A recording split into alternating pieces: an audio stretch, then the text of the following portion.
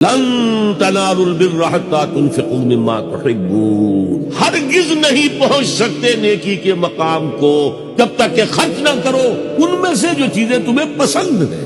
یہ نہیں ہے خیرات صدقات، بلکہ جو تمہیں محبوب ہے۔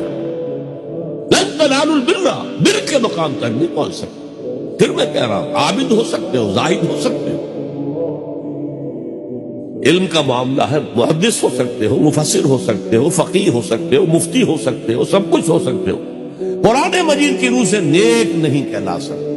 دور دراز کے لوگوں کے ساتھ نیکی ہو رہی ہے، سگے بھائی کی بیوہ اور 3 بچے جو ہے وہ محروم ہیں، انہوں نے اس وقت یہ کر دیا تھا، یہ کر دیا تھا۔ ظاہر بات ہے کہ اگر تو اللہ کے لیے دینا ہے تو پہلا حق ان کا، اللہ کے لیے دیا ہے اگر تو اپنے اس نفس کے جو انتقام کا جذبہ ہے اس کو کچلو، اور جس کا سب سے پہلا حق ہے اس کو پہنچاؤ۔